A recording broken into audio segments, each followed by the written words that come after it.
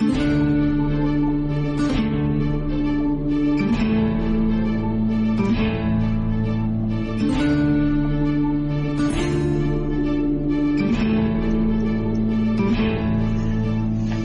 now, all you mangy dogs. Swab the decks and hoist the sails. The guns on board be needing some proper manning. Pieces of 8 and a fine wench on your arm. If your work be not too shoddy. Careful not to flounder too badly, though, or you may have to dance the hempen jig as we see you to Davy Jones. Jeffy, my boy, on with the show.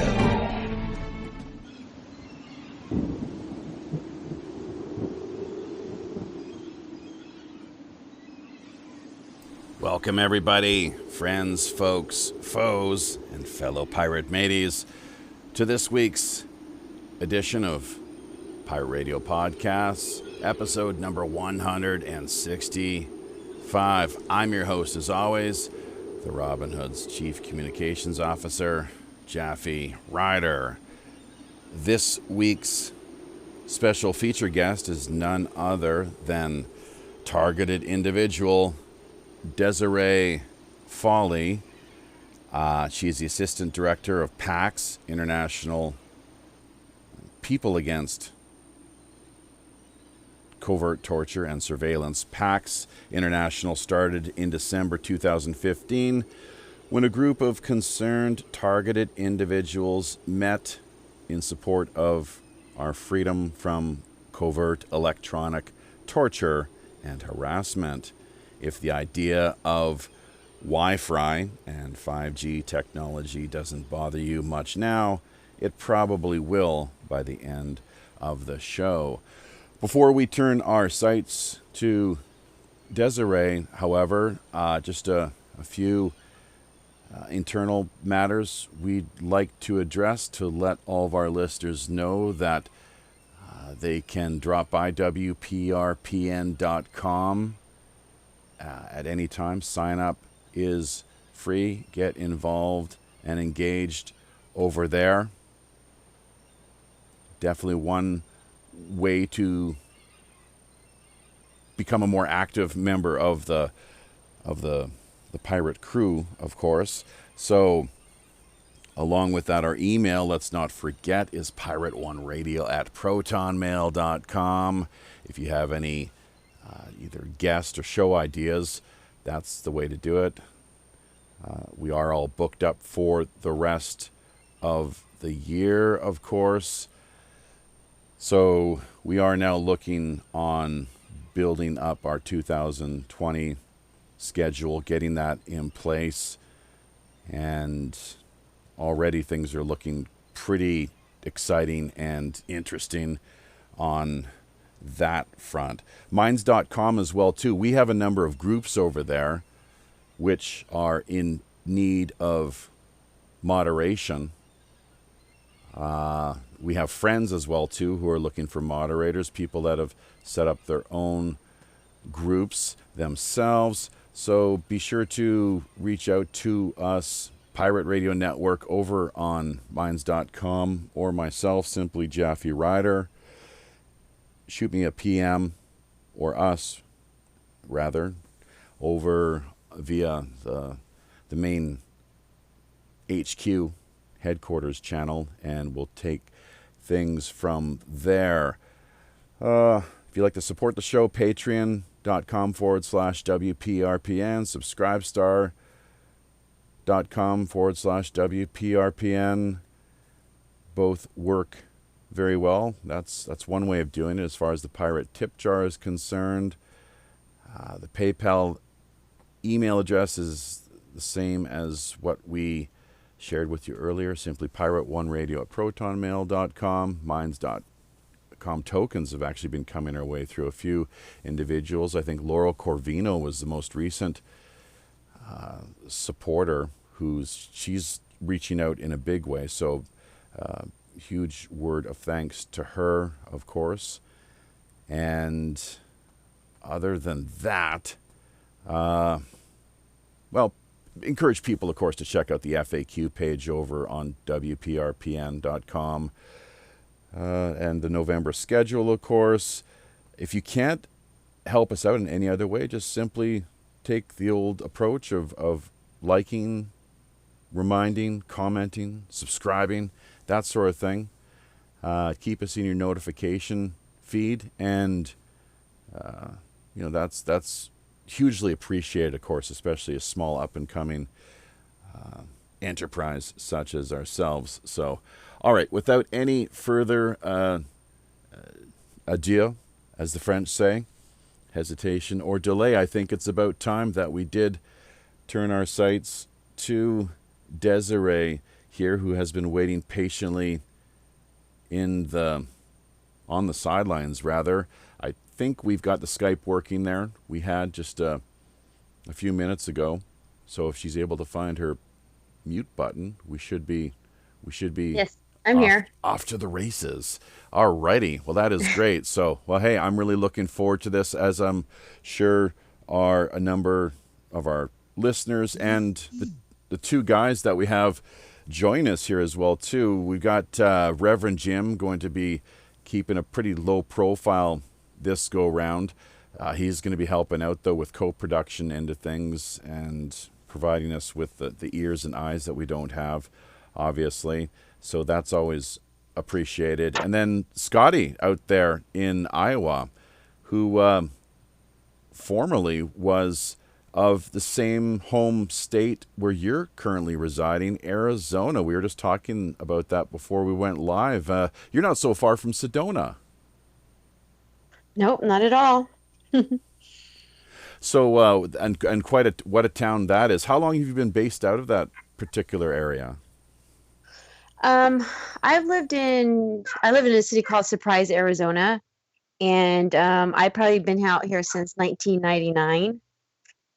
Yeah, it's really nice. It's the outskirts of Phoenix.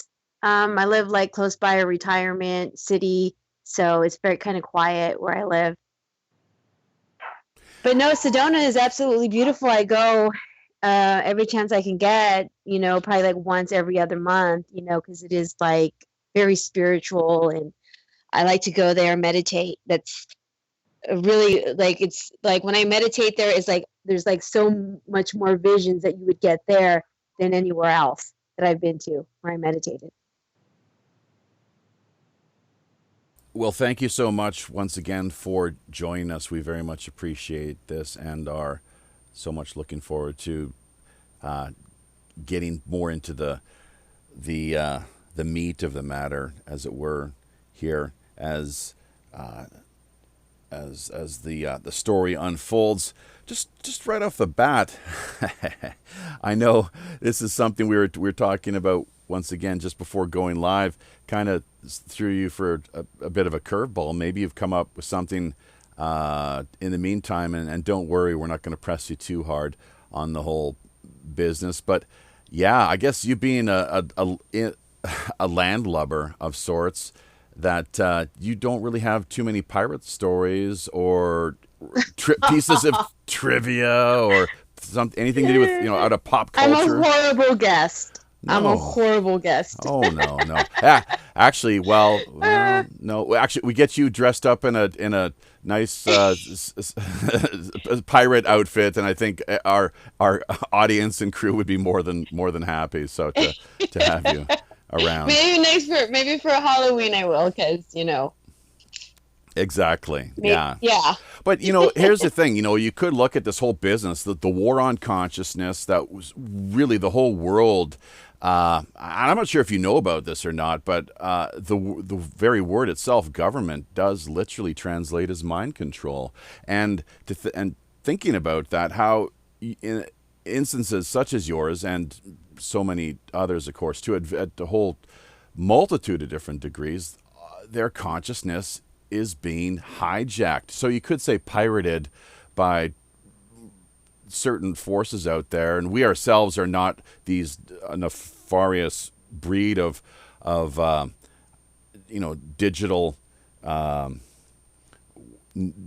adventurers, basically, right? We take more the frolicking and fun approach, even though we do tackle these serious topics from time to time. But have you thought about that, or heard the how the term government itself literally does translate as mind control, the gubermente, from going back to the Latin? No, I didn't know that. Oh yes, oh yes. That's the good information. Yeah. Oh, yes, No, I yes. didn't know that. I Thanks d- for sharing. There you go. Merry Christmas. So yeah, but so well, I don't know where you'd like to get into your story. Before we do that, maybe we'll give a shout out to the people we're seeing pop up on the screen here. Join us live this go round, episode number 165 of Pirate Radio Podcast. Fox Azure, we missed you just last week, Foxy. We're hoping that you drop in for the annual World Open House and Roundtable. Joey Boomer, who has been moving this past week, so it's great that he's managed to find the time after resettling there with his family. A fellow expat situated here out of South Korea. So Joe Eminon, there's another Pirate Joe out of Long Island, New York. Kaiser Schuff, and Nethead, of course. So let's see who else we got here. Just scrolling up. I'm not sure. Scotty, Seraphic Transport, of course. Scotty, do you see anybody else there? I know you're heading on up, making your way to the Crow's Nest. Is anybody that we're missing to this point? No, I'm just viewing the beauty of the seas up here on the Crow's Nest, and tuned in on the DLIVE end, and you've pretty much got everyone covered that I can see active in the chat, but it looks like we have 8 viewers.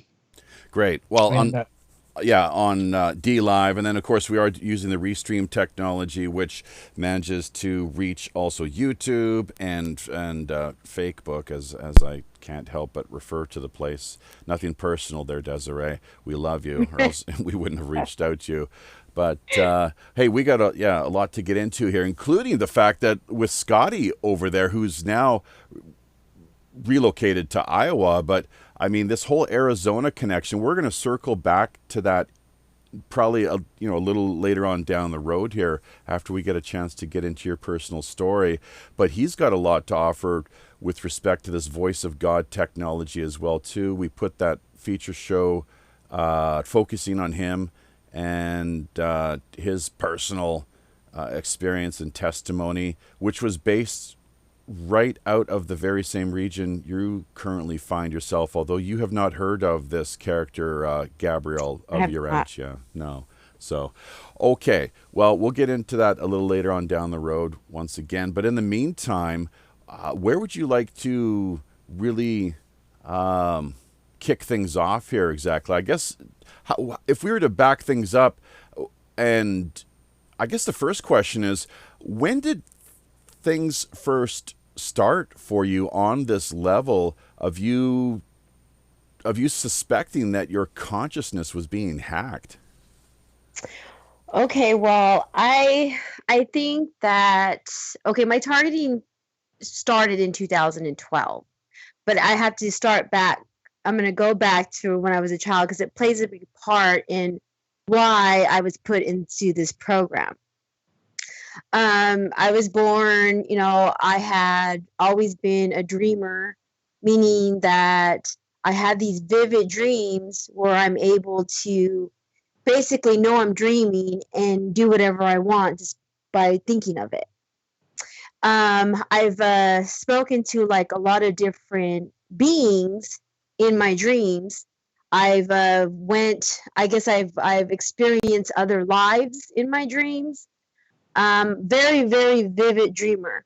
I can say that when I was in elementary, a teacher took very much interest in my dreams, because a child my age, and I was talking to her about the Great Flood and giving her details about what had happened when, we all had drowned.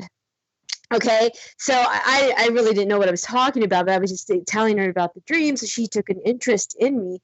I don't know if that has anything to do with my story, but I remember when I was probably around 7 or 8 years old, I was living in California, Banning, California. That's where I was raised, was there.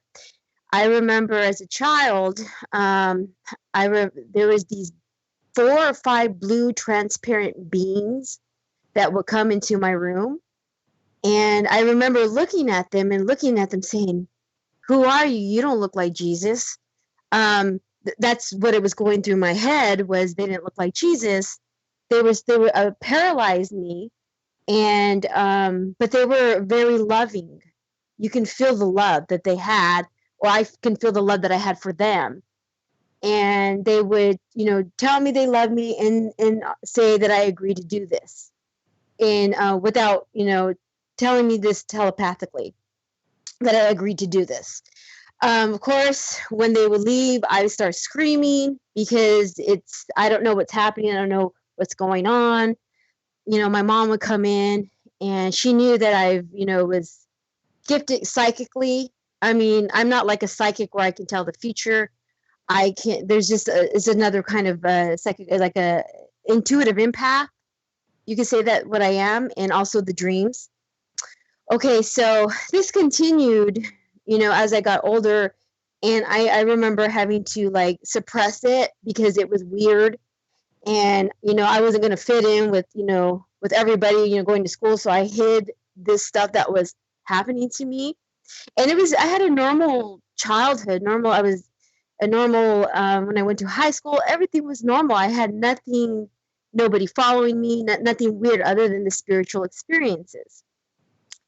I can remember, I think I was like 22 years old is when it started to change a little bit, when I would have this light beings, because they were light. They didn't have a figure. They would come into the room, and I would, they would be standing at the foot of my bed, and me, instead of like trying to communicate with them, I am screaming, saying, "Take me with you." I wanted to go with them because I didn't want to lose that feeling that they had when they walked in the room. Maybe I talked about this too much. I don't know, that I was talking about these experiences that I was having. I do remember I did a blog on it, on my experiences, what was happening to me. I had then got married with, he was a contractor his job was contracted by the Department of Defense. Okay.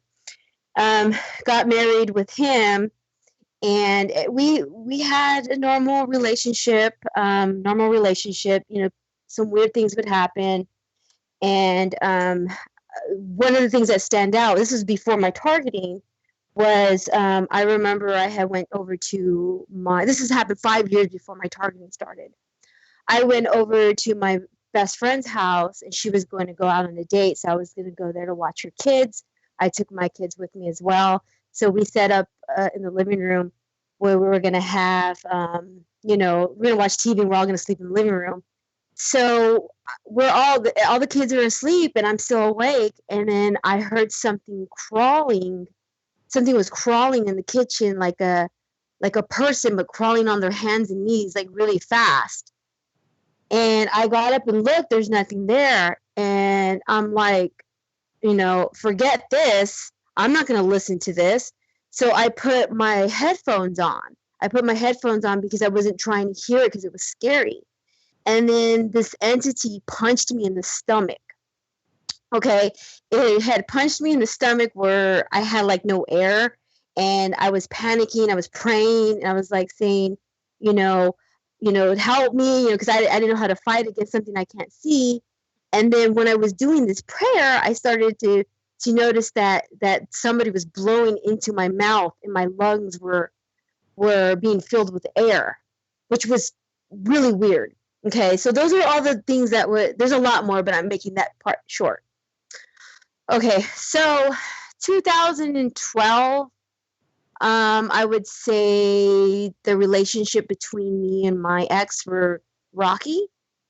There were, we weren't getting along. He was like sleeping in another room. I knew that this is right when the Android phone first came out. Like, they were like brand new, the smartphones. And I remember, having the phone, and I'm just like, well, this phone is funny, it's always like acting funny. There's always like clicks, and and there's every time I try to call somebody, it doesn't want to call that person, but I can call another person. It has no problem calling that person. So I started to notice like weird, odd things with my phone. And then the Wi-Fi kept getting hacked into. The internet was slow. And then I started noticing I was being followed, and I'm saying to myself, like, what is going on here? Like, this is not normal. And there started being break-ins. This is while I was still married. There started being break-ins into the house. They wouldn't steal anything, but they would let us know they were coming into the house. My ex didn't seem to be surprised. He kind of like brushed it off. Wasn't a big deal. Then I started to notice that I was being like poisoned with something. I had no idea what it was, but they were poisoning me. Of course, when you're in that state of mind, I'm thinking they're trying to kill me. But later on, I found out that they weren't trying to kill me. It was nanotechnology that they were giving me. And later in the story, I'll explain that too, because I have a team of doctors that are assisting me with this. Okay, so I remember I was poisoned. I woke up with I was paralyzed from the waist down, and I dialed 911 because I wasn't able to breathe and I was paralyzed. And the ambulance came, and I went to the hospital, and I was pretty much crazy. Like, I was out of my mind. Like, I was so like scared of anything and everybody because I didn't know what was happening to me. So the police came. And then when the police was walking up to go speak to me, my ex had stopped them and started to tell them, whatever he was telling them. And I saw that happened, so I said, I'm going to leave. I'm going to skip out of here. So back up a little bit. The doctor said that, well, first of all, they didn't want to believe me that I was poisoned. And they said the only reason why they were going to entertain the fact that I was poisoned was because my potassium was extremely low. So I dipped out of there. I went home scared. The detectives called me and said, hey, why did you leave? They found an unidentified toxin in your body, and your ex is saying that you're so crazy that you poisoned yourself to get him in trouble. I was like, okay, nobody's gonna poison themselves, that just people just don't do that. And this is just the beginning of it. Okay, this is just the beginning of what was happening. And what was happening, the poison it wasn't poison, it was a dose of a nano delivery system that was being put inside me, or I was breathing it in, or it could be put through your air ducts. There's a lot of different ways how it's delivered to you. And I remember after accusing my ex and stuff like that, he ended up moving out. The police came and they said, why isn't your husband here trying to help you if he didn't do this to you?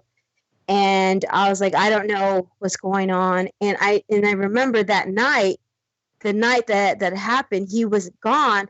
And this is when I started to notice. I was like laying in my bed, and I heard his voice like if he was outside in the backyard. And then not only was I noticing that, I started noticing this energy that was hitting my body. It's like an energy, like I know what it is now, but I didn't know back then what it was. It was this extreme energy, and it was making me heavy, and it was making my nervous system malfunction. And I was saying, this is not happening to me. I cannot believe this is happening. And so fast forward a little bit, going through all this bull BS. I'm not going to try to cuss on your show. Going through all of this BS after I would say a month or two, I was separated, from my ex, and I had moved into another place. That's when they send me another soldier. Okay, they send me another person that came into my life, and he was more brutal than my ex. You can probably call him a honeypot, honeypot trap. He said all the right things. He was beautiful. I mean, good looking. It didn't take very long until I started to notice the nano being put in my body. And it seemed like when they were sending me these people, they were only interested in my dreams. That's all they were. Like, what did you dream about? Tell me your dreams. It was the focus of it was my dreams. So I would start to tell them, because these dreams were telling me these messages. I wasn't paying attention to them. But what was happening is I was dreaming one night that person that was in my life, that him and this demonic being was standing at the foot of the bed, and they were injecting me with something. And I would wake up and I would say, hey, because he was laying next to me. I say, hey, I just had this dream about you. And before, I wasn't taking anything serious about it. It's one of my psychic abilities, my dreams. So fast forward from that, after, going through all that for about a year, dealing with the stalking, the break-ins, the poisoning, the tapping on my phones, the Wi-Fi, everyone seemed to be acting weird towards me. It took about a year when I started to notice that something was happening to my mind. I started to notice that I had these abilities that I didn't have before. I had what you call transparent eyelids, where I was able to close my eyes and still see with my eyes closed. I was able to see with my mind. I had sonar vision. I was able to see through the walls, not with my eyes, but with my eyes closed. I was doing it with my mind. I was able to astral project out of my body. And what I would do is I was using this as a defense mechanism by, astral projecting out of my body and going into someone else's body. I didn't know what they were thinking, but I knew what they were feeling, because I'm an empath. And whatever they were doing to me was they were enhancing the abilities that I already had. So I started seeing shadow people come into my house, and later I found out that the shadow people are the reptilians astral projecting themselves into the room. I didn't know this when this was happening. This is what I found out what that was, and I didn't understand why they were coming into the room. What was happening during all that time is they were cracking my mind, and they were I called it the scared of the nothing, because they put me in this state where I was scared that any minute I was going to die, but there was nothing to be afraid of. There was nothing there going to hurt me. So I would lock myself up in the closet, and I would rock myself back and forth because I couldn't get a grip on reality. I started to see other dimensions. I started to go just on this weird trip where I was trying to get into another dimension. Everything used to be normal, was no longer normal. I was living like in the twilight zone with what was happening to my mind. I do remember there was a lot of people involved at this time. It's not like that anymore. I don't know the reasoning for that, if they were trying to push my abilities out, but I have spoken to other super soldiers that are in a program called the MyLab program, and they say that you have to be tortured for these abilities to come out. So I don't know if that was the case, if that's what they were doing to me. But when all that was happening, it took about a year until my mind cracked. I literally cracked. I lost it. I started doing really crazy, bizarre things. I ended up someone doing an anonymous phone call. I was tearing up my house because I heard people talking in the walls. I heard people in the attic, which is now V2K. I didn't know that at the time. I actually thought there was real people. Also thought it was demons. I even had my church do an exorcism on me, and something came out of me, which was I've never talked about that with on any of the shows. Desiree, hang on. Yeah. Hang on. I'm going to jump in. V2K and the exorcism, fascinating, along with, of course, all that we've been listening to over the past number of minutes. But V2K, voice to skull, correct? Mm-hmm. Mm-hmm. Just some of our listeners, because you went over that a little quickly, that they might have not have clued into what well, we haven't gone into detail as to what that exactly is really all about, of course. Maybe we can at some point here, but okay, I just jumped in there to put the brakes on things. Maybe just for the moment, yeah, let's just hang on there for a second. And this exorcism business, fascinating. I mean, we could go down that route if a little further if you so desired. But in the meantime, just the one question I would like to throw your way is, now these astral projection is one thing, but also you're talking about being able to literally see through walls and so forth. Has any of this been scientifically tested? No, this was all happening to me in my home when I was by myself. I didn't understand it. I didn't know what was happening to me. I tested it with friends. Because I was able to see through walls, and if a person was behind the wall, I would be able to see their energy and what their energy looked like. Then I would have them walk by. You couldn't see how they were dressed or the facial expressions they were making? Not that kind of sight.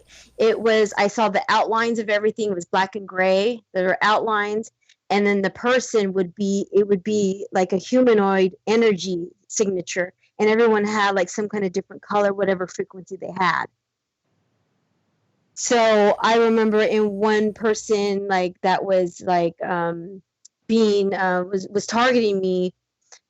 She actually had her aura, whatever you want, her energy was on fire. It wasn't the color of fire. She was burning inside.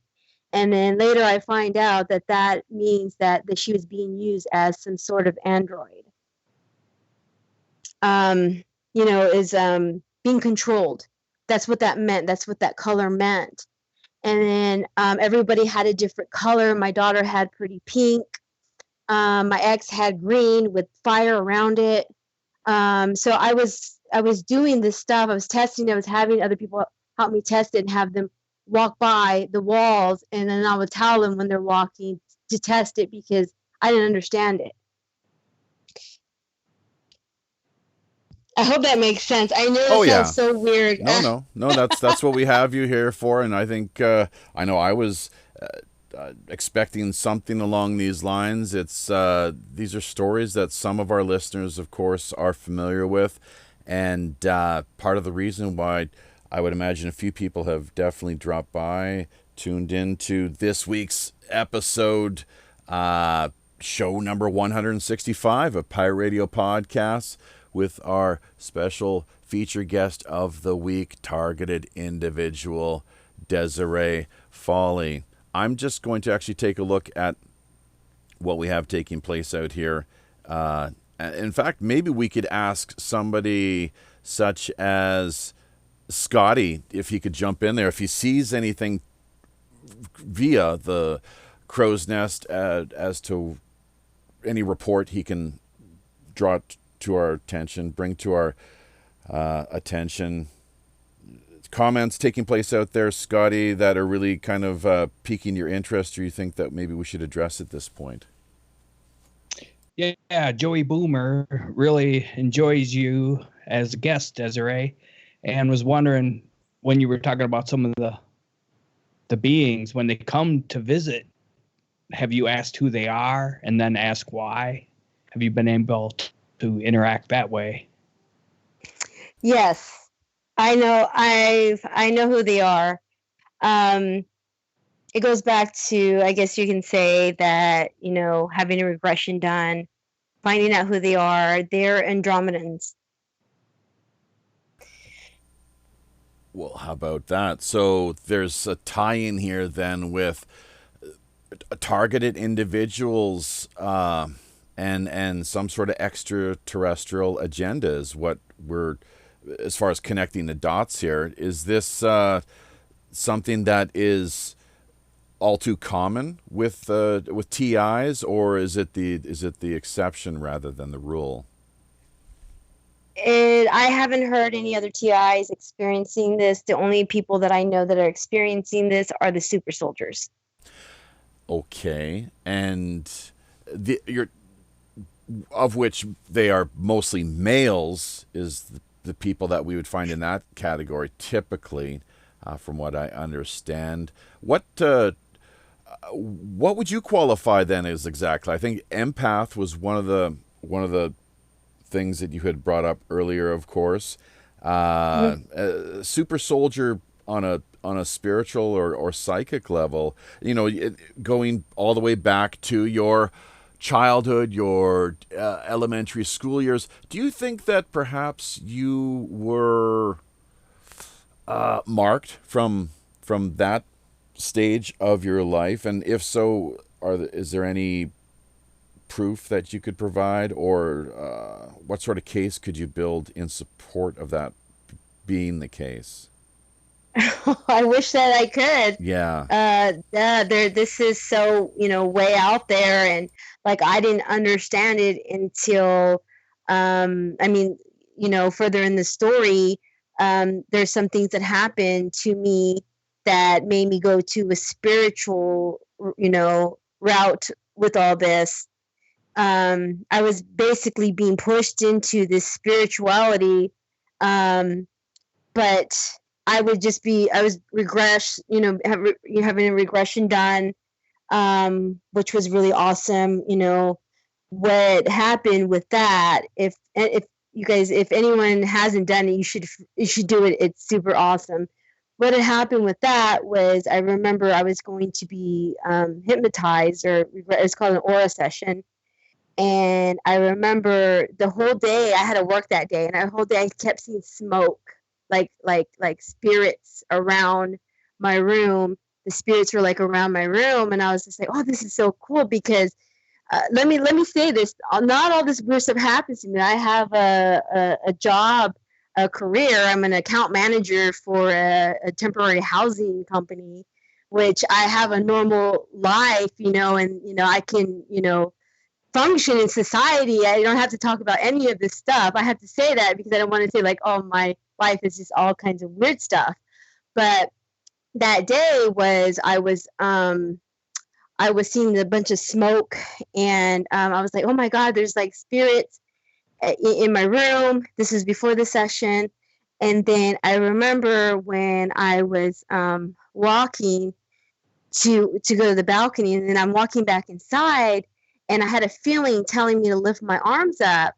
And I lifted my arms up, and I was charged up like a battery. I was charged up like a battery, and I was like, whoa, this is cool. And then I had a session done, and I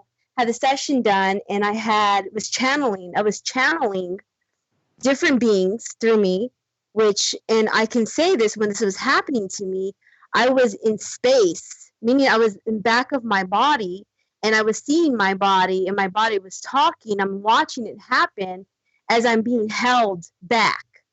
So that's where I got a lot of this information. It was recorded, and I remember being present, but I wasn't the one speaking out of my body. That's how a lot of the information that I have gotten from, who was that visit me, and why am I here? I agreed to come here, I incarnated here. I agreed to do this. This is not a big surprise that I'm being targeted and all this stuff's happened to me. I agreed to do it. So if you want to look at it that way. That is interesting, and also something which I've heard from time to time. I know some of our listeners out there who are aware of this so-called how is that referred to exactly? Is some sort of a cosmic spiritual It's a contract. Contract, yeah. Yeah, it's a contract. Star seeds. I'm from the Andromedan Oversoul. That's what they call it. A star seed. There's a lot of us. Where no one's more special than the other. We came here, to assist on what's happening in the world. We came here to raise the vibrations. And of course, we come when we incarnate here. Certain star seeds, when we incarnate here, they can see us coming through the gateway, and then they know that they can know us by our frequency. That makes sense. Sure. Yeah. Yeah, but again, like I said, there's nobody more special than the other. There's just some of us that are older. If that makes sense. Okay. I'm not sure about that exactly, but we're not really here to debate so much as just to hear your story, of course, your personal testimony, and all the whole gamut of experiences you've had to endure over the years. A couple of questions and points here this go around. Episode 165 of Pirate Radio Podcasts with targeted individual Deserie Foley. Now, exorcism was one of the issues you brought up a little earlier. It'd be interesting to get into that, as well as the fact of perhaps, I'm sure you've heard this before, people accusing you of being schizophrenic or some suffering from some sort of mental illness. It doesn't really sound that way to me at this particular moment. You sound quite rational and coherent, so and quite sincere as well too, and clearly you've gone through a lot, and you've talked to people who are quite knowledgeable and aware of what a lot of other people aren't, mostly because we don't hear about it every night on the 6 o'clock news. But aside from those two issues that I've just mentioned there, with the accusations of suffering from just mental illness and wanting to have people institutionalized, and the exorcism issue, over on Facebook we have Nori Love, who is asking the question if you have any advice for other TIs. On top of that, a shout out to O'Brien Riley, who is a friend of mine here on Facebook, and I'm not sure what her interest in this particular area happens to be. Are you familiar with either Nori or O'Brien? And on top of that, do you have any advice for other TIs? The advice I would give TIs is that they're more powerful than they know, and there is a reason why they're being distracted, and for them to search for the answers within, because nobody's going to give you any kind of answers but yourself. And don't look for anyone else to save you. Save yourself, because nobody's going to save you. That is indeed the case, obviously. So something for people to think about. In Korea here, we have this concept of, exactly as you say, saving oneself through one's own power or turning to some external higher power. The Korean terms are taryok and taryok. Taryok being through one's own power, taryok through another's power, and it very much applies to what occurs on the spiritual plane of existence. So let's just see here right now. The schizophrenic issue, you were actually institutionalized at one point as well too, were you not? Yes. And when that happened, how that happened was the police knocked on my door, and me, for some reason, was like being told that it's over, it's done, the torture is done, you're done with this part of your story. It could have been the voice to skull that was saying that to me, but it was telling me it was done.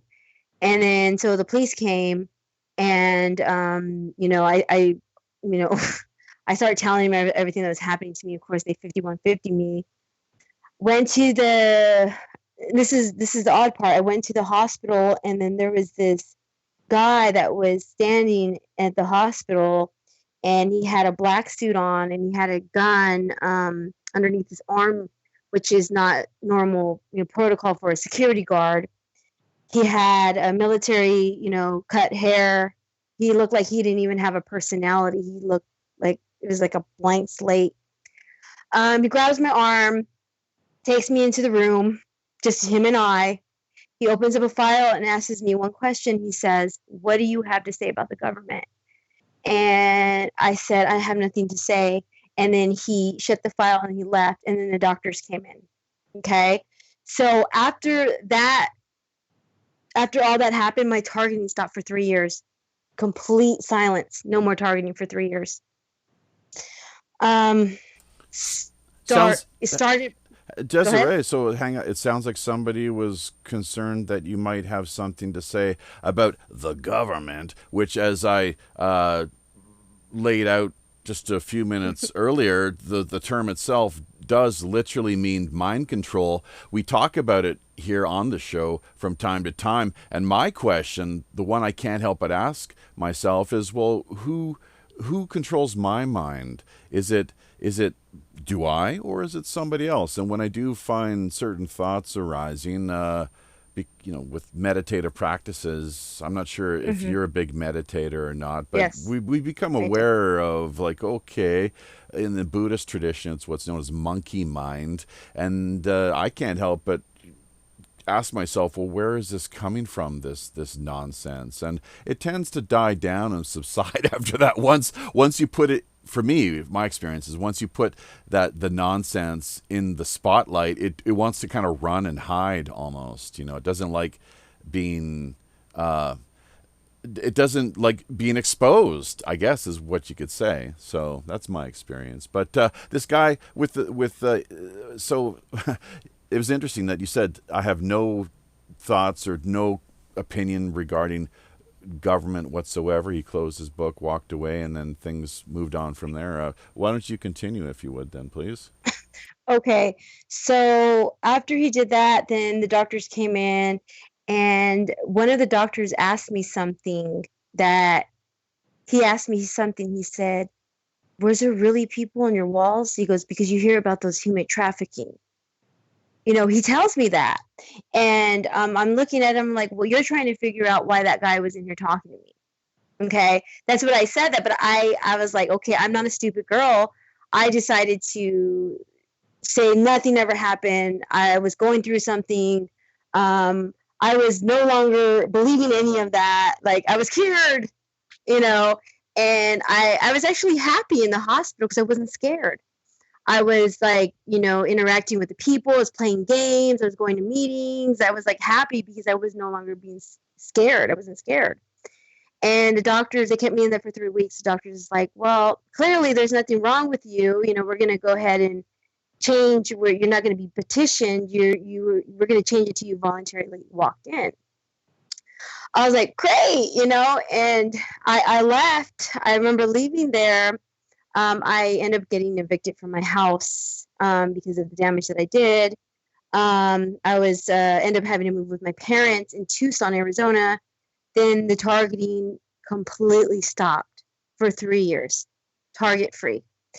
Okay, so what happened after that was I had met another targeted individual, and we started a relationship, and we had lived with each other for a couple of years, and he had the voice to skull, but he had it all the time. It was a different kind of program than I was in.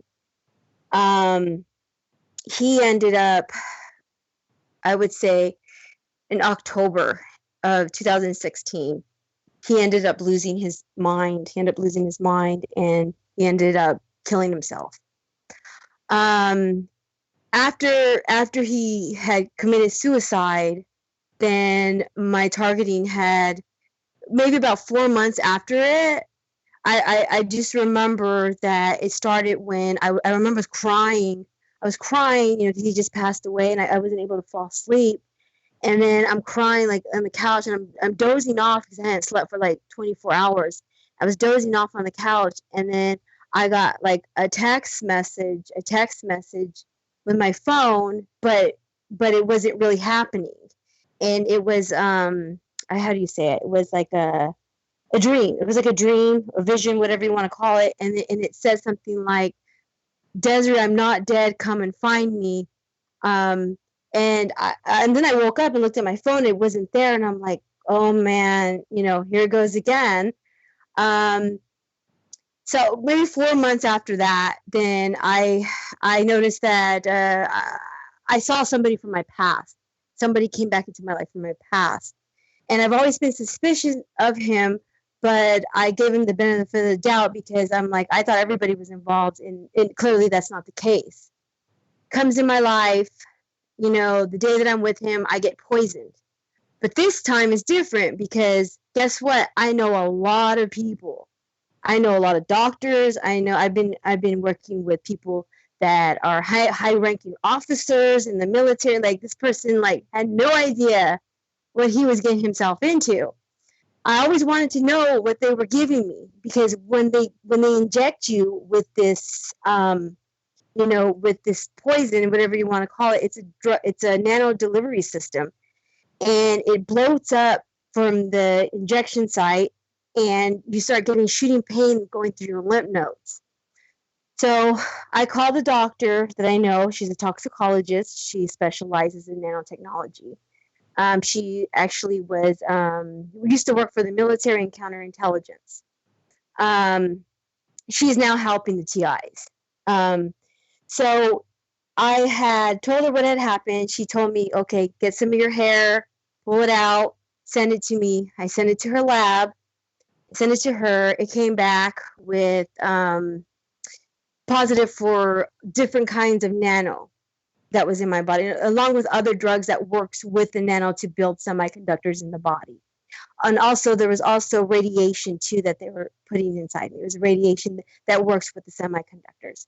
So she told me, well, Deserie, since you have this, in your hair, in your body, that means you have, implants in you.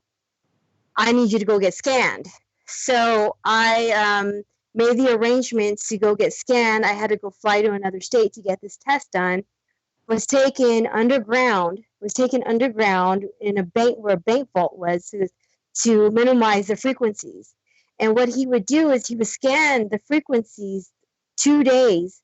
Like he scan it one day and get a baseline, scan the next day, get the baseline. And then I come in, he scans again for the frequencies, and then writes them down, and then I leave and he scans it again. And whatever frequencies left with me are the ones that are targeting me. He was able to find 9 semiconductors in my body. It's a whole body network. They all work together. You want me to explain what each one of them does? Absolutely. Yeah. Let's hear it. Okay.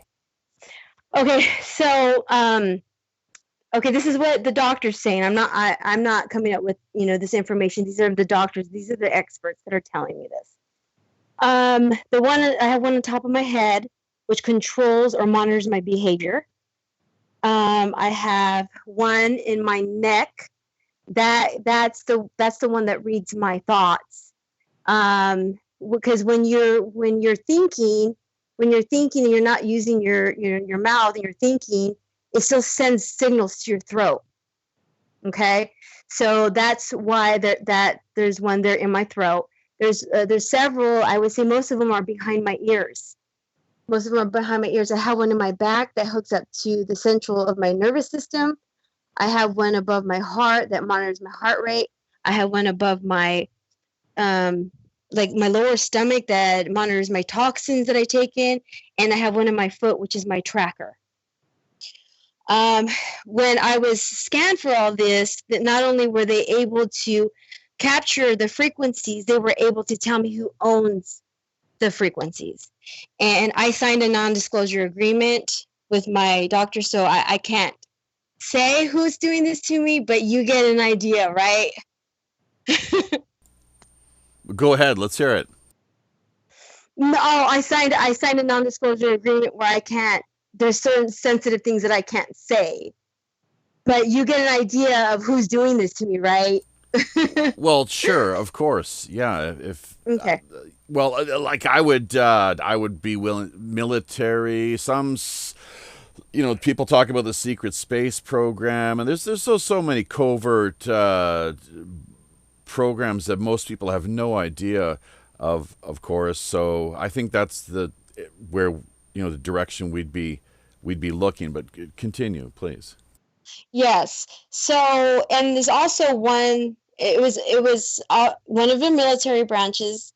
Also, another military branch out of the country, which is our government and their government are working together, and they're they're exchanging technology.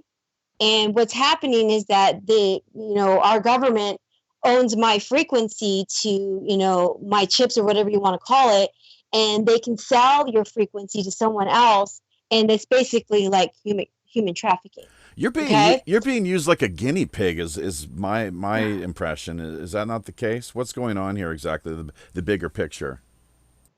I have theories, multiple theories about it, but I just don't know. I have so many different theories on it. I just don't know.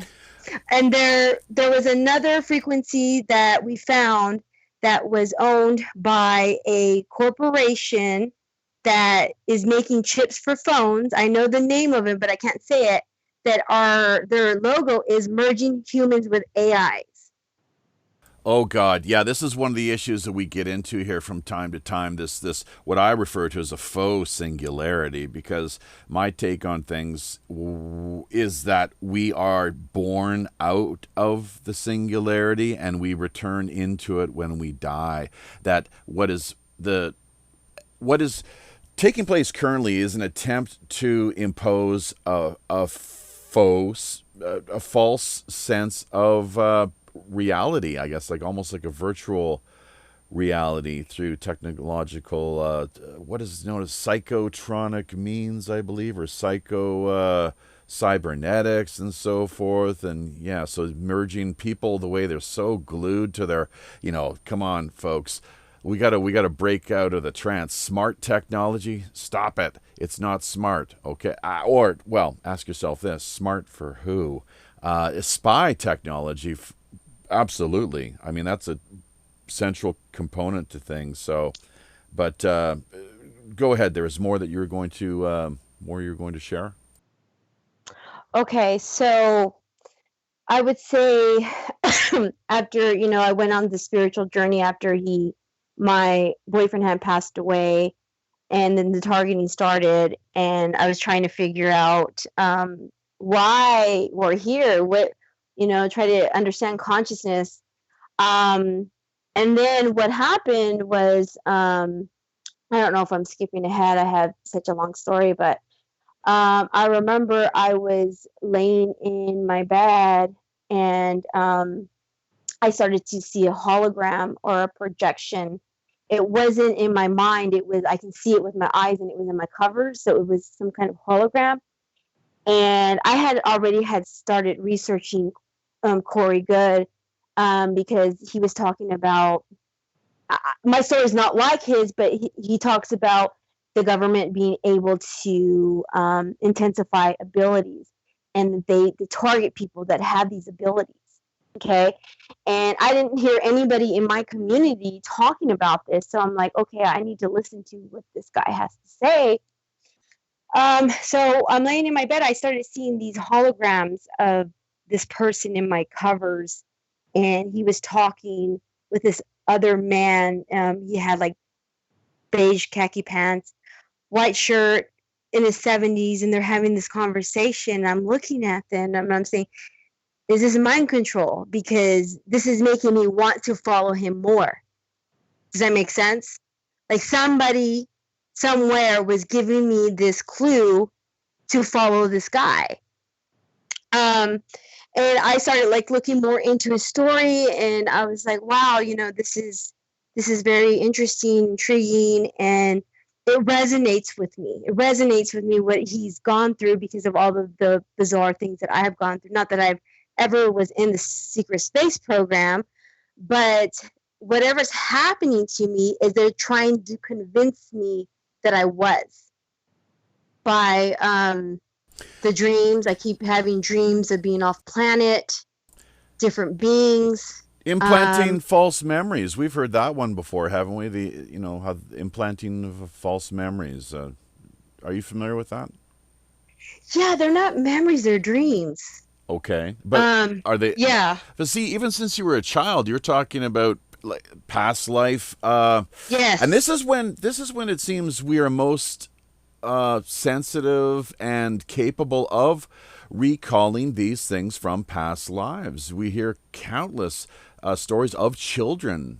They are the most sensitive and aware, and there's something about them that they have not yet, their psychic sphere, or however you want to put it, has not been yet contaminated by this world of confusion and just the corrupt nature to things and everything else that it has to offer. That's my take, my impression of it all, of course. But I really think you were, my hypothesis is that you, as with a lot of people, they are targeted from an early age because they stand out and they immediately find themselves being surveyed quite closely for the duration of their lives.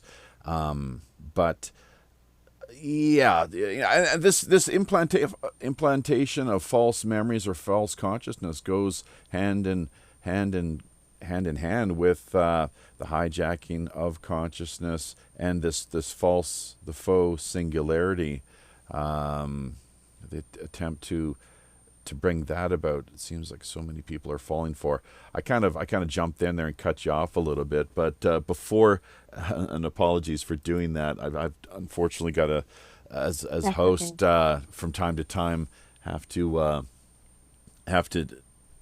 jump in and kind of side rail things a little bit. But just to remind people as well too, in case they're wondering, this is in fact episode 165 of Pirate Radio Podcast. Our special feature guest of the week is targeted individual Deserie Foley. We've got about not quite 30 minutes or so here left to go. So if you do have any questions, any comments or thoughts, by all means, let us know. Maybe Scotty, once again, this would be a great opportunity to turn the mic on for him and see if he has anything that has come across his radar, his vantage point via the crow's nest. Any what's taking place out there, Scotty? Any? Yeah, I got a couple questions lined up. Someone wants to know about if you are Rh negative, and when you were young, were you involved, you or any parts of your family involved in military installments or in close proximity of anything? Okay, so I am not. I have a very common blood type, which I know that a lot of TIs have, like a rare blood type, which my boyfriend that passed away, he was Rh negative. So no, I have the most common blood type there is. I have O positive. I had my great-grandfather was in the military, and I had two uncles on my dad's side in the military. And when my targeting started, I actually live probably a mile from the Air Force Base. I can pretty much, I live right next door to the Air Force Base. Yeah, that seems to be a commonality with a lot of TIs, even when they've had younger experiences, instead of just all of a sudden being targeted at a later age. But go ahead. Well, and look at the men that she's been involved with. How many of them have had military backgrounds? Like you just said, your grandfather, and then all the... like the guys that they would send me their, I guess whatever you want to call them, their foot soldiers. They would send them, as a romantic. They send 3 of them. They don't send them anymore. But yeah, that was, I think that they wanted to get, I wasn't chipped before. I am chipped now. And I think it has something to do with either, she says that they need upgrades. They only last for 5 years. And she says that every so many years they have to upgrade or give you a dose of the nano delivery system, start your chips to continue to work. You've been deprogrammed as well too. I think you brought that up just before we went live. So I think that might be an interesting place to take the conversation at this point. Quite fascinating. We were getting into the whole business of how with hypnosis, of course, we've got to be on the lookout. I would never go into any hypnosis session alone without somebody I trusted there to kind of keep a watch on things. Many of us, of course, are familiar with the term handler, how that all works, and it's not always in a positive sense. But you did have a pretty positive experience with the whole deprogramming business. How did that come about, and where do things stand presently? Well, when I met this person, his name is Jesse Beltram, and he works a lot with the TIs, very credible person. And he says most of the TIs are programmed to be sensitized to certain things. And I was sensitized to the number 666. I always saw it everywhere I went. I was sensitized to lights being on, like when you're driving in the daytime and somebody has their lights on. I was sensitized to that. And then that's just examples. People could be sensitized to red cars and think red cars are following them. And don't get me wrong, gang stalking does exist. It does. I've seen it. It happened to me in the beginning. But once you get unprogrammed, then you don't see that anymore. You're not sensitized to that anymore. And what Jesse told me was that most of the TIs are very, very easily hypnotized. That's another reason why they're put in the program. They're very, very easily hypnotized, and you can suggest things to them, and they'll follow through with their mind. It's helped me. Wow, like I can live a normal life. I go out with my friends. I have fun. I do things, even though I'm constantly being hit with directed energy weapons to my head. It's always on my head. I have electric shocks that go through my body.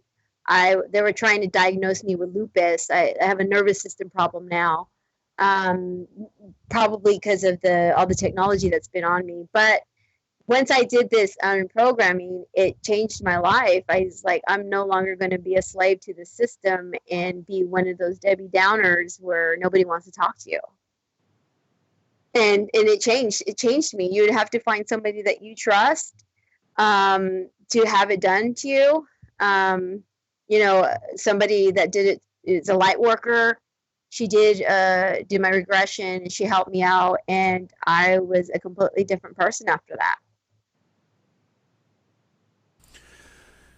Oh, well, that's really great to hear, obviously. So you've never looked back since that time. Now, there was a big conference that you attended.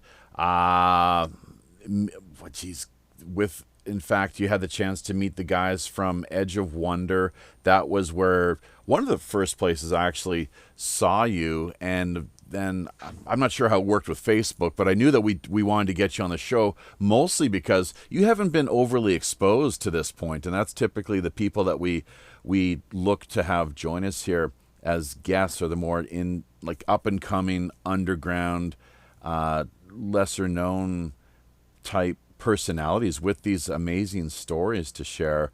So tell us a little bit about the conference, how that all went down, and the sort of people you had the chance to meet. Okay, so during my aura session, I heard the recording. It did say that the Alliance was going to be in contact with me, the Earth Alliance, whatever you want to call it. And I was like, wow, okay. And they were basically telling me to go to Hawaii. Okay, go to Hawaii. I went to Hawaii for a conference, and that's when I met everybody, Ben and Rob, Laura Eisenhower, Corey Good, Jordan Sather, and all the pretty much people in this disclosure community.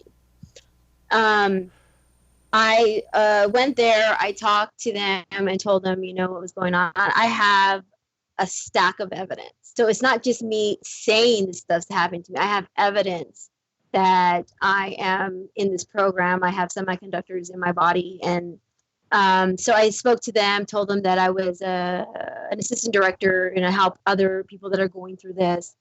And they said that they would want to have me on the show. And so I got on the show. I did a live with Edge. I actually flew to New York to do it.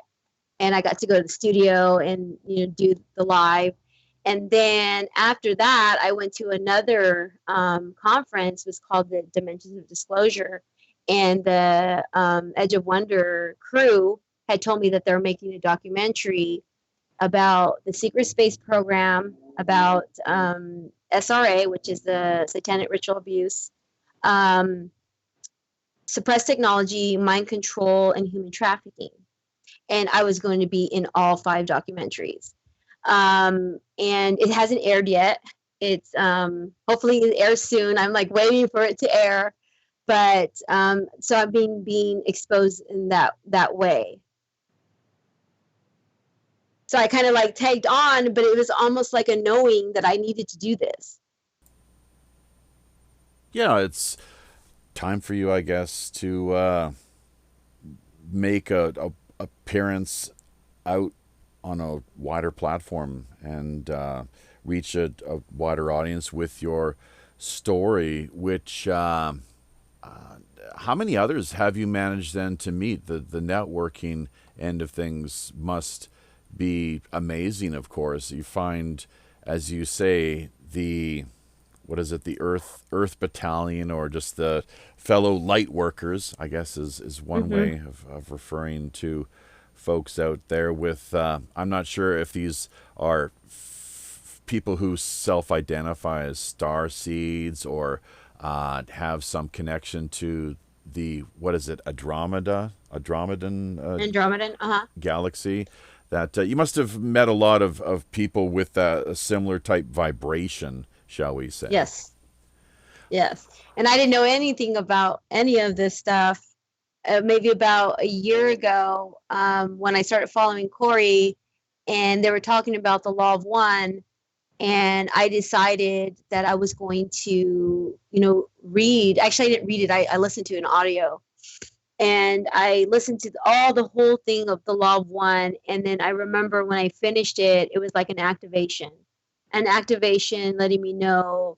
It explained everything, everything that I needed to know about, why we're here. And that was a big, change in my life too, is once I did that, then I was like, okay, we all come here to learn lessons, and we all have different missions in this, in this carnation. That's how I see it. May not resonate with a lot of people, but that's how I see it. It's what drives me. It's what makes me do what I do. I'm trying to expose what is happening to these TIs, and these TIs are killing themselves. They're losing everything, to this program that is happening, with the deep state's doing, along with the alliance with the reptilians. And also there's a lot of talk about an AI God, like the technology that's the biggest enemy in the universe is the AI consciousness. So I've learned a lot of, stuff, a lot of information by, tagging along with this community, and it explains a lot what's happening. And a lot of the TIs that I am in contact with don't believe in aliens. And I know a lot of the TIs have gotten upset with me because I'm involved in this community, but I do get a lot of pushback from them. They're, them saying that, me talking about aliens is like a big no-no. So I do get a lot of pushback from the TI community because of what I'm doing. Isn't that something? I had no idea that was the case. I just naturally assumed that most would have subscribed to some sort of alien agenda or tie-in, but That's just something to definitely be noted, and I guess we could explore further at some other point. One of the things that I was thinking of redressing and going a little further into possibly was this whole business of the exorcism, which, as you said earlier, was it's something that you have not talked about until now. This is an exclusive, folks.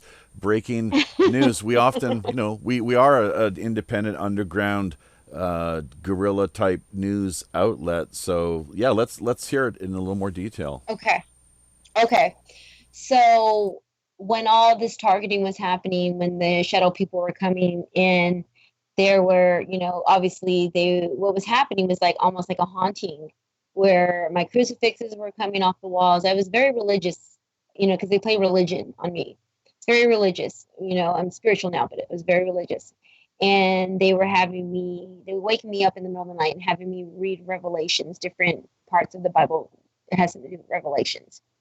And I was doing that, and they were making me believe that it was God telling me to do this, which, the voice of God weapon. So I was, doing that, and the shadow beings that were coming in I got used to them, and I knew that they were there to feed off of my fear. They were feeding off of me. I didn't know I was possessed with something. I know that, with all the research that I've done, that whenever there's a lot of trauma, you can rip your aura, and that's when the dark entities can come in through trauma. Okay. So I didn't know that this was happening. And my brother's a pastor. And he had told me about his pastor, that he was a friend, that he had a church here in my city. So I began to go there, and I got really close to the family, the pastor and his daughter, and I was going there. And and this is the odd part, is that the pastor, without even my permission, I never gave him the permission to do this to me. They were like he was preaching, and all of a sudden they surrounded me. And I started crying, not because I felt the Holy Spirit or anything. I was crying because I was embarrassed. And all of them put their hands on me. And then somebody whispered in my ear and said that they're doing all this for me and, helping me. So they're right there with all their hands. They're speaking in tongues. I'm crying, like I said, not because I'm feeling the Holy Spirit. I'm crying because I'm embarrassed. And I was like, I felt ashamed of myself. And I remember I was crying, and I had my eyes closed, and I saw like a blackness in my mind's eye. And then all of a sudden, a blackness came out of me. It came out of me, and literally, like, I thought there was all BS about when people's body drops. I was sitting down. I wasn't standing up. My body went limp. With this thing that came out of my body. And then I remember, I was still crying even after that happened. And I remember seeing this light come into my mind's eye, like it was like a light. And then I got up, and I was mad. I was pissed off, because I was like, I didn't give you guys permission to do this to me. But later on, I understand why it happened. I remember walking out of the church, and I started to realize that everything looked like it was in HD. Like the colors were brighter. It was like high definition. Like I was like, wow, like, oh my God, look at, like, I can see differently now, because there was something clouding my vision.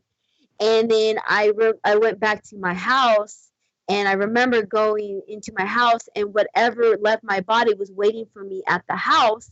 And it was like, messing around with my covers or in the curtains, and it was like forming a body into the curtains. And I was just like, oh my gosh, I can't believe that happened to me. But yeah, true story, that's what I experienced when whatever it was pulled out of me.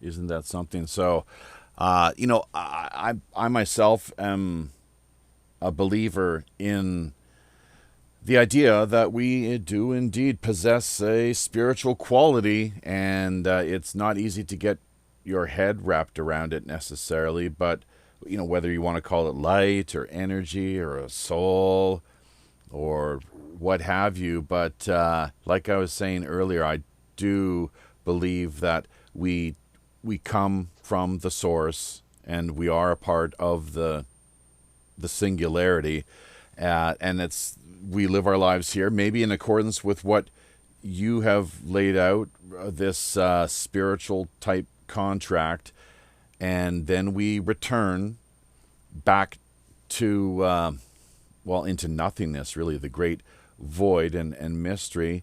That's where we have to take stock and account of how it was that we lived our lives, of course. So, but and here's another one for you, Deserie. Actually, the classic Greek term for happiness. This is going back to the days of Socrates, Plato, Alexander the Great, and probably even Jesus, who was aware of this. Of course, because they say in the Bible he traveled the land casting out demons.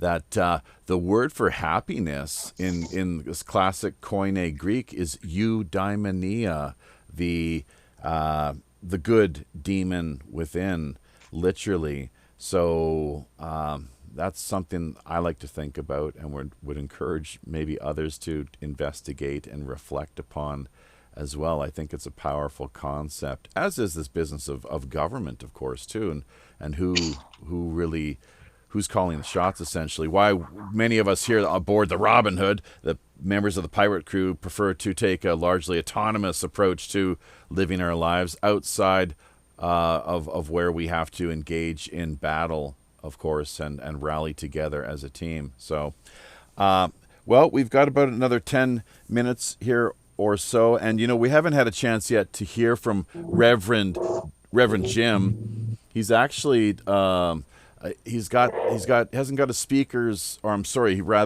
hasn't got his headphones. He hasn't managed to pick up a set of headphones yet, but I think it's worth hearing from him because he usually does have some quality comments to offer. So Jim, if just in the last few minutes here, if you want to jump in there with a comment or two, by all means, be our guest. What are your thoughts on this week's show, and Deserie, of course, in particular, her story? Well, I'm floored, to be honest. I've heard some of these stories before. I've talked with other people who say they're targeted individuals, but no, this sounds more than just a targeted individual. This sounds like what we were talking about in the chat room, the super soldier program, that they may be trying to wipe her memory from missions they had her on. Because sounded like she's like a team leader, not just an individual.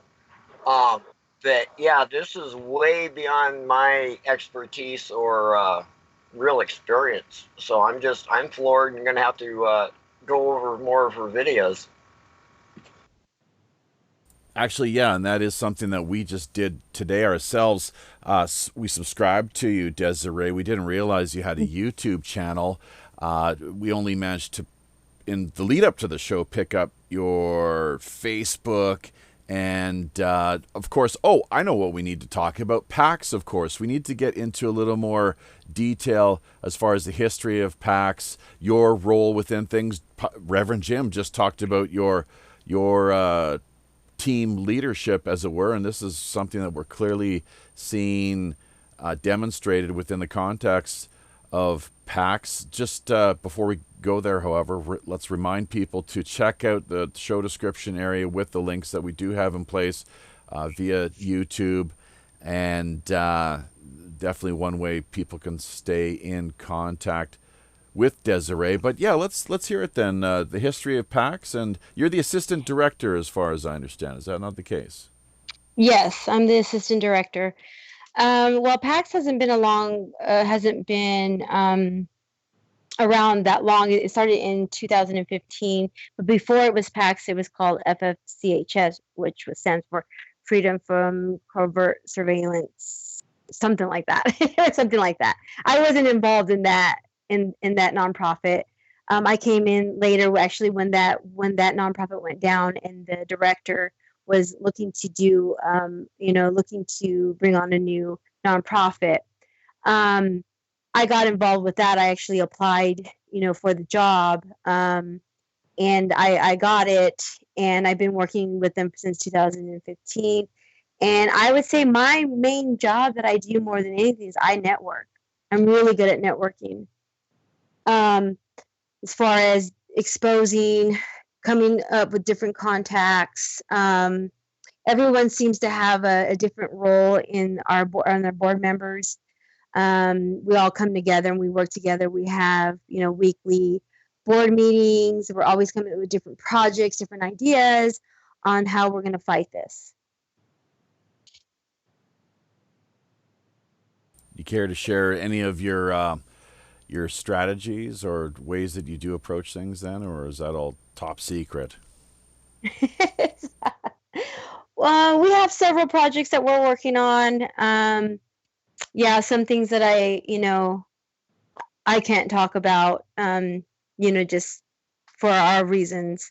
But one thing that I can talk about is that we're actually starting a YouTube channel. We do have podcasts where we have guests, mostly TIs that come on and talk about their story. We have maybe about 5,000 TIs registered with our organization.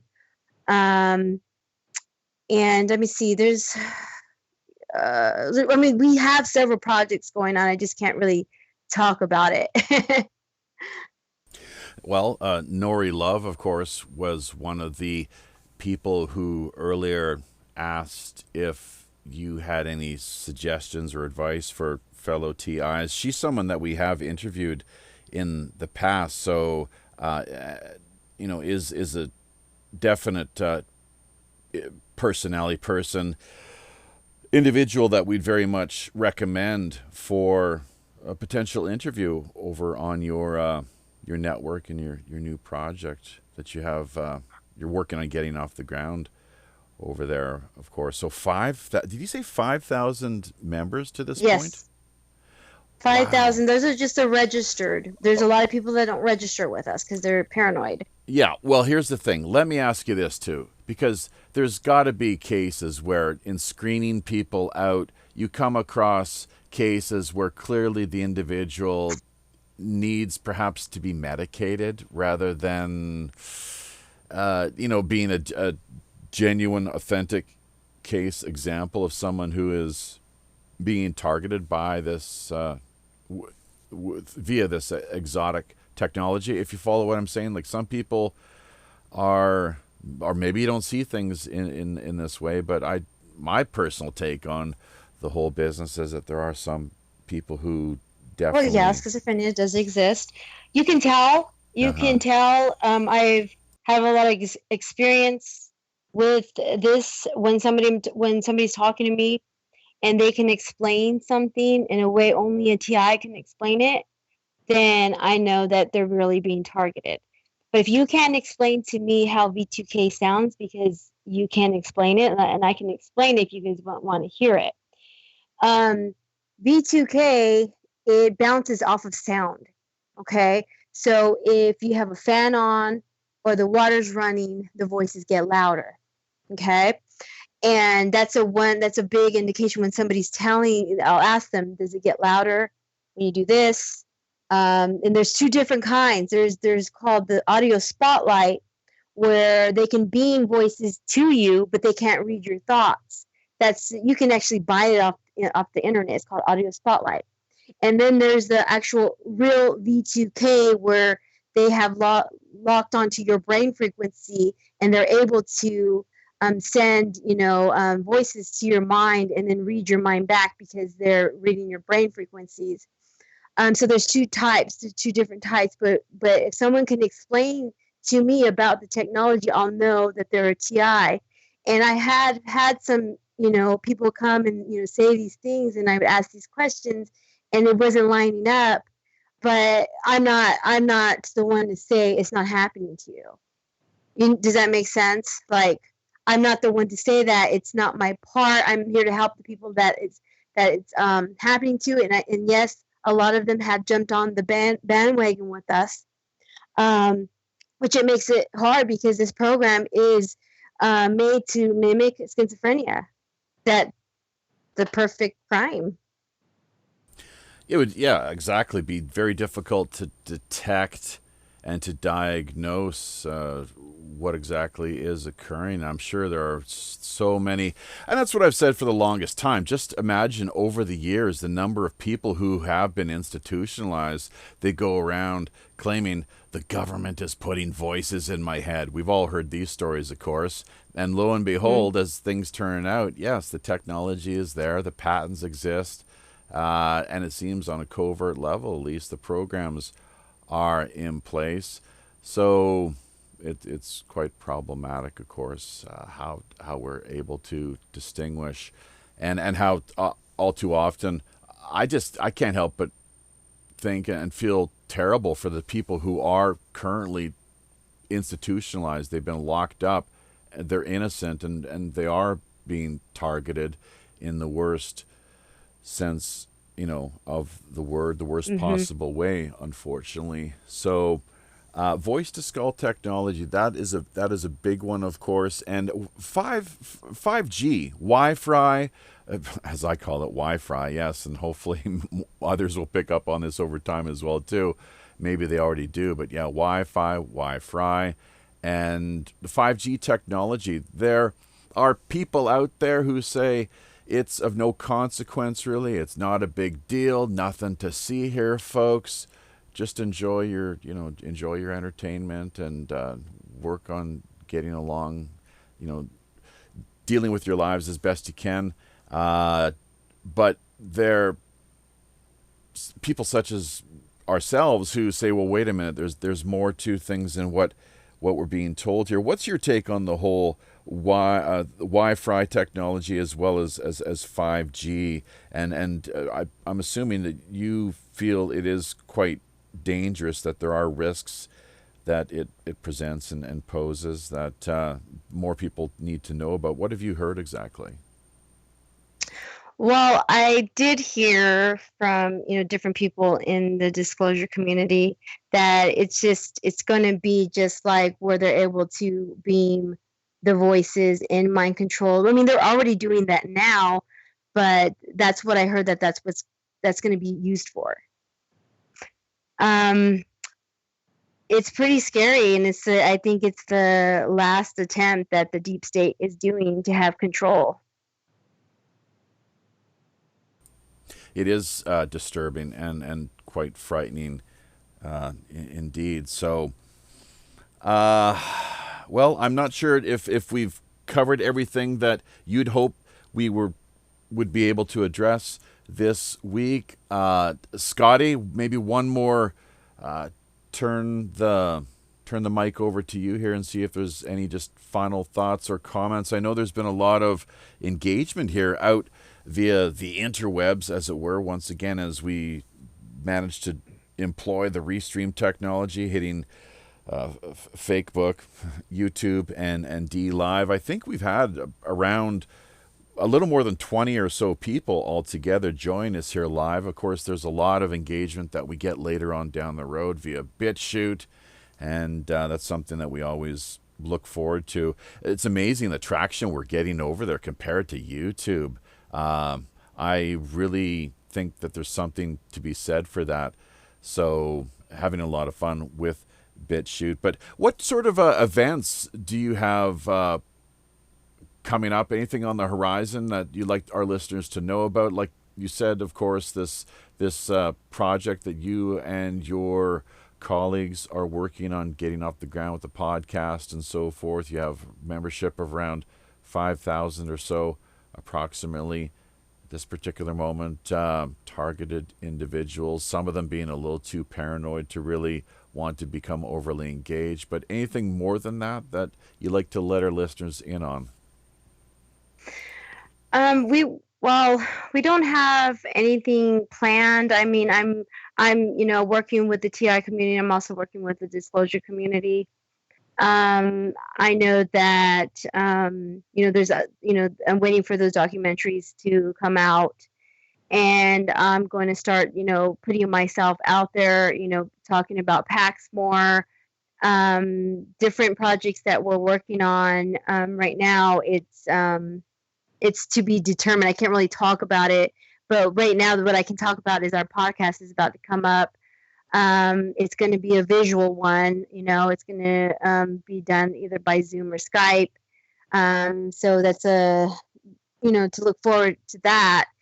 We haven't ever done that. We do podcasts where it's just the phone, but we've never done it on video. And, we want to step up our game. That's great. Very much looking forward to that, and encourage everyone else out there, of course, to keep their eyes open and on the alert to see what future developments you have being produced here over time. So a couple of things. One thing that came to mind was a book. Have you considered writing a book regarding your the number, your whole history, the story that you've lived here over the past number of years? This is absolutely mind-blowing, really, if you think about it. I mean, you know it as well as anyone, but the rest of us hearing it here, it's amazing, almost to the point where I can see why you're in 5 documentaries, but you would I mean, a Hollywood movie would almost make sense too, is what I'm thinking. But yeah, anything starting with a book, any thoughts? Honestly, it's like I thought about that. I've even actually have my best friend who's a writer. I actually talked to her about it too. I actually had some people that asked to monetize my story.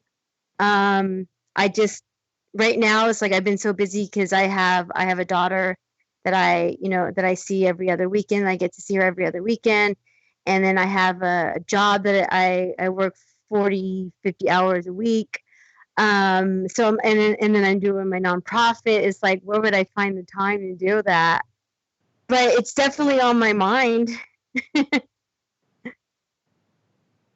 Oh yeah, that would. I think it's kind of a no-brainer, almost really, as far as I. I'm sure a lot of people out there would like to have a book that they would be able to, because I mean, just over the course of the 90 minutes or so that we've had you here, not quite enough detail as one would.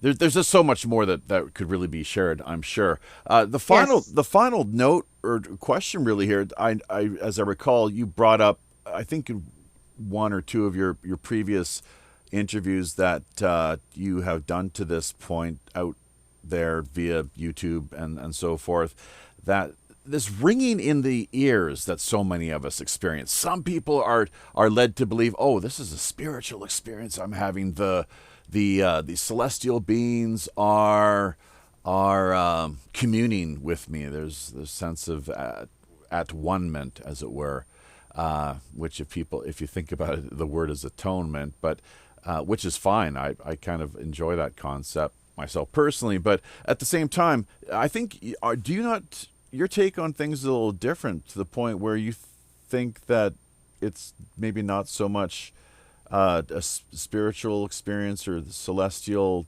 realm that is trying to make contact, but something a little more of this world. Okay, I'll tell you what. Okay, first, yes, when you're a TI, your ears are constantly ringing. It happens all the time. After I read the Law of One explains what the ringing in the ear is. Okay, so you've heard of the Law of One, right?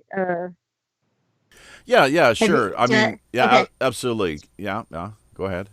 Okay, so it says that whenever you get a ringing on the left ear, it's an Orion greeting. Orion meaning the Dracos or reptilians. It's a greeting, from them. Basically letting you know they're around, or they're here, or they're logged on to you, or whatever. And then you also, the right ear is when you're having, obviously like the malevolent aliens or spiritual beings, multidimensional beings that are letting you know you're on the right track, or a thought that you have. I never thought that way until I read the Law of One. I mean, it could still just be technology, but I want to believe that's what it is. Okay. Well, thank you so much, Deserie, for taking this time to join us. It's been a lot of fun, very enlightening, very educational. Um, it's really, for me, and I'm sure a lot of our listeners, just the chance to hear your stories, your personal testimony. It, this is just the sort of thing. Once again, you don't hear every night on the 6 o'clock news. It's not part of the mainstream narrative or the programming which we are exposed to on a mainstream level. And once again, so many people who do step forward and have these sort of statements to offer, that they are ridiculed and put down or attacked. And I'm sure you've had to endure so much of this over the years. And there's only one solution or option, really, and that's to stay strong, lest we collapse, cave in, and just totally give up on everything. That's no way to do it, of course. But we're going to head off to the after show here now. It's a completely optional endeavor. And we can talk a little bit more about this behind the scenes, whether you're able to stick around or not. It runs for 60 minutes. It's our premium content that we produce here on a pretty semi-regular basis, whenever we can manage. In the meantime, let's just remind listeners, people who have been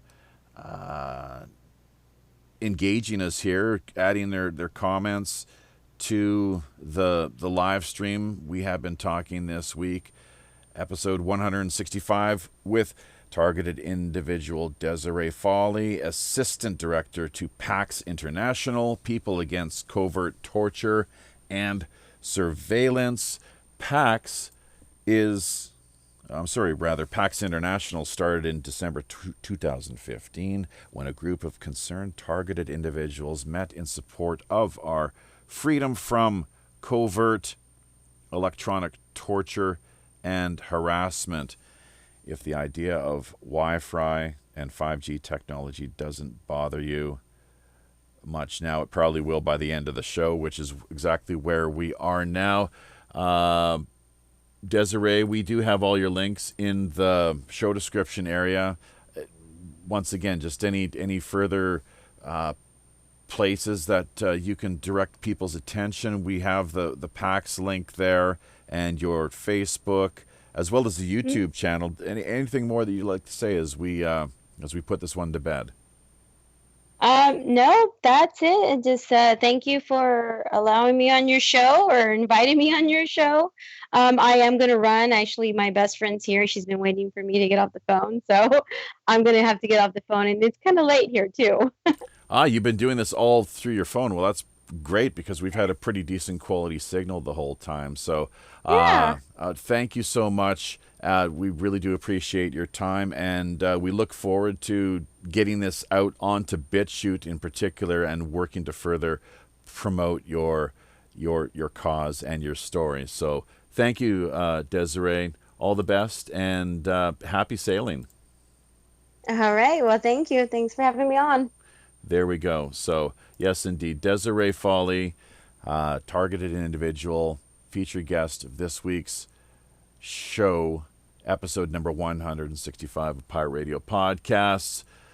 Scotty, we're off to one of the local watering holes, it looks like here, the scurvy dog, the howling wolf, or the mossy wench. Which one of those do you figure we would best be suited? And actually, we might as well hear from Reverend Jim there too. Both of you can jump in and kind of just add any closing thoughts or comments you'd like to the live stream, and then we can decide on a destination here. I'd like to shout out to 036 for coming over from Mines and joining us on DLIVE. And we're going to get these numbers to grow. I'm going to head out. I can't do the after show, unfortunately, tonight. But it was a great show. I've got a lot of more information to look up thanks to Desiree. So have a great weekend and a great night, everybody. Talk to you later. Thanks, Jim. Yeah, we don't usually actually even cover this subject, TIs and that whole business. Of course, it's, to me, quite fascinating, very intriguing, and I personally have never been part of any super soldier program or the secret space end of things that so many people talk about. I guess it's out there, and it's a real thing. There are people who definitely, when they step forward with these kind of stories, there's three things that I can think of. Either they're crazy, they're lying, or they're actually telling the truth. So we'll have to leave that to our audience to decide what the case is here this week, as well as any time we have any future guests on. We speaking of super soldiers, we do have somebody from out of Australia. We're not going to reveal his name at this particular moment. We're not going to be able to get him on till 2020, but in the meantime, we're going to work on booking him, hopefully on a couple of other shows, people that have a little more room in their schedule. So, but come, March, April, something, somewhere more in that area of things, we will definitely be having a talk with him, and it's another mind-blowing conversation that people can most definitely be looking forward to. Scotty, any closing thoughts, comments, as well as, let's not forget, we have a potential after show to do here. It's for me, I'm just as happy to head out and kick into the whole busking mode here a little earlier than usual too. So if we don't have any post-production to take care of this week in a big way, as far as the Rogues Gallery end of things is concerned, that's fine too. But yeah, let's hear it from you, Scotty. What are your thoughts? Yeah, I think this whole topic is getting out there. A lot more people are interested, and like Reverend Jim was talking about, our new subscriber, follower, friend, 036. He had a lot of input, and there's a lot of people discovering things, even if they have not been targeted themselves.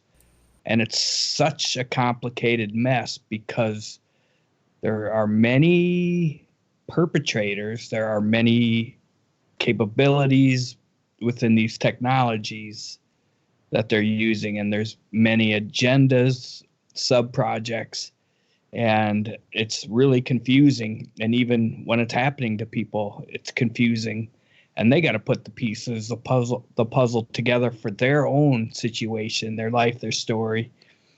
And it's not easy to find all the answers, and you just grab nuggets along the way.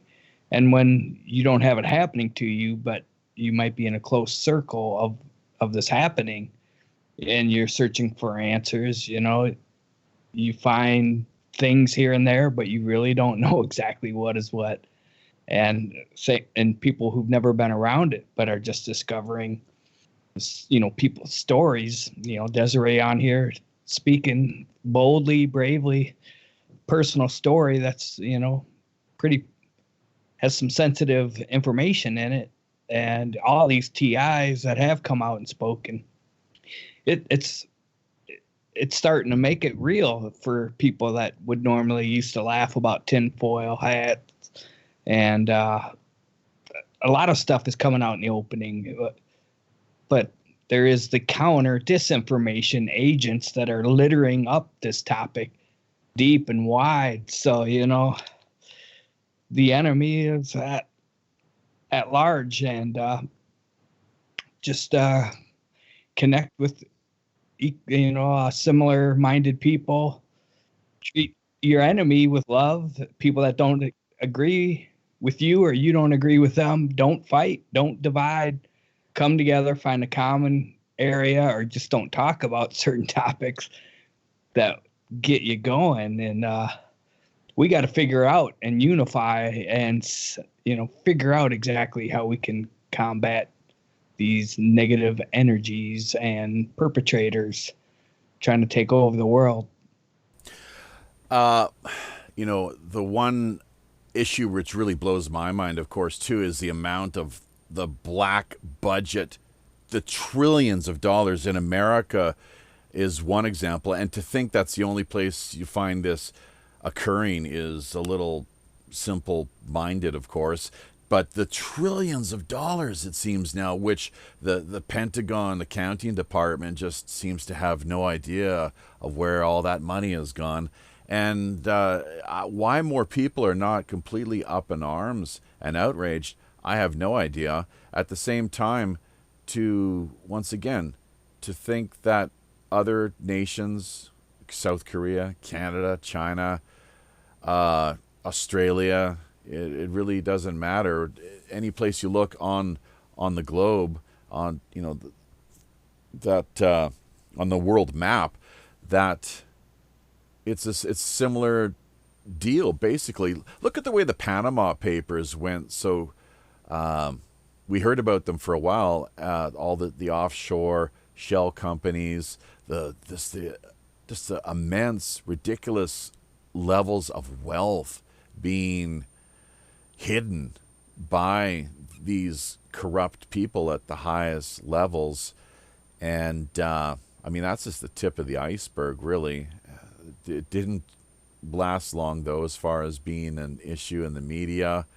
And to think that there are no conspiracies at this level, that there is no exotic technologies whatsoever, and that they're not being deployed, that they're not being used to manipulate, influence, and impact people's thinking, is once again, I think, extremely naive. But a lot of great points everybody had to offer this go around, including our feature guest Deserie, yourself, Scotty, Reverend Jim, and everyone out there in the peanut gallery as well too. Emanon, Nethead, Joey Boomer, I think Kaiser Schuff was a part of the conversation there for a while. Fox Azure. I always like to try and mention as many people as I can here, just to give them a shout out and a word of recognition. We so much do appreciate your input. Of course, you are the people who make this show happen. 036, I believe, as to who Reverend Jim had earlier referenced. A couple great links here that they've shared, actually, dealing with. Well, we're going to have to research these. I'm not sure if when the stream ends, unfortunately, all the conversation via restream seems to. It may be archived. I don't know. I'd have to look into that, but. World Notice of Crimes Against Humanity using energy neurobioweapons.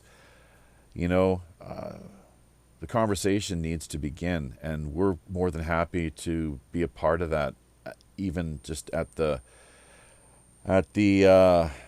basic level that we are right now with our own little operation underway here, courtesy of Pirate Radio podcasts. So don't know if I missed out on anybody there or not, Scotty. Once again, Nori Love, of course, over in Facebook. It's amazing such little traction we pick up via Facebook. Unfortunately, that's just the way it goes. Along with, of course, O'Brien Riley. We're going to have to reach out to her and see what her story is all about exactly. She has quite a interesting cover photo there, dealing with, it looks like, well, she may be an experiencer or contactee of some sort herself. All right. In the meantime, though, I think that about covers everything. So let's just remind people that they're going to want to drop by and check out the rest of what we have to offer here over the course of November 2019. WPRPN.com is the place to do that. Next week, we've got Jonathan Lane, as a matter of fact. He's an independent filmmaker, and we're going to be taking a look not only at his what he has going in that department, that area of things, but also Star Trek, the original series. Myself, a real huge fan, as I do believe a few of our audience members are as well too, some of the regular crew here. So definitely going to be a lot of fun. And then in the final week, we have our annual 2019 World Assassinations and Conspiracy Open House and Roundtable. It's pretty much all up for grabs. Anything people would like to have addressed or explore, we want to hear from you. So remember, WPRPN.com sign up is free. Our email for PayPal, or simply if you have guest or other show ideas, Pirate One Radio at protonmail.com. Pirate One Radio at gmail.com is another way of getting in touch, as well as if you follow the show notes down the description links via the YouTube show note and description area, you can easily track us down over on minds.com. The main channel is Pirate Radio Network. My personal channel over on Minds, simply Jaffe Rider. It's been a real great ride. Let's not forget, speaking of Minds, that we are looking for moderators. Do contact us. We have friends that have groups in place over on Minds that are looking for help with moderating as well. So if you're up to something, or rather, I should say up for something like that, by all means, we want to hear from you. And I think that's pretty much it. So it's been a real great ride here this go around. Episode number, once again, 165 of Pirate Radio Podcast. Feature guest of the week, targeted individual, Deserie Foley. Until we meet again out on the high digital seas, on behalf of Captain Long John Sinclair and all the rest of the crew here aboard the Robin Hood, I'm your host, as always, the show's Chief Communications Officer, Jaffe Rider. Tally-ho.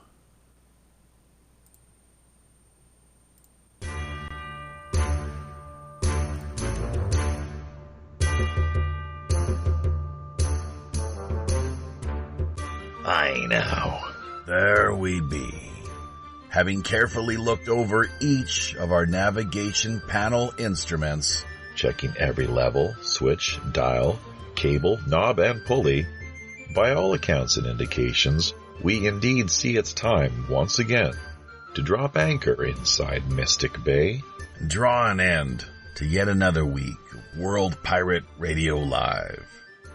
Remember, if you're looking for a little more animated online action, keep in mind we've likely got yet another great free-flowing Rogues Gallery after show coming up for the next hour in one of our more premium exclusive and remote digital underground online pirate hideaways.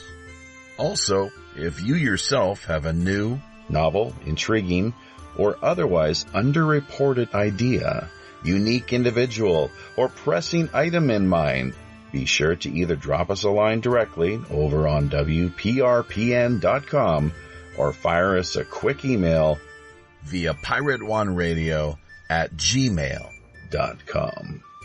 We're always open to exploring fresh creative suggestions, intriguing guest ideas, cutting-edge discussion topics, and captivating themes.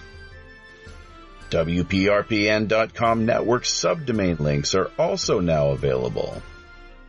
Great for artists, musicians, podcasters, bloggers, social media personalities, or pretty much just any old land lover looking to boost their online visibility, presence, and reach.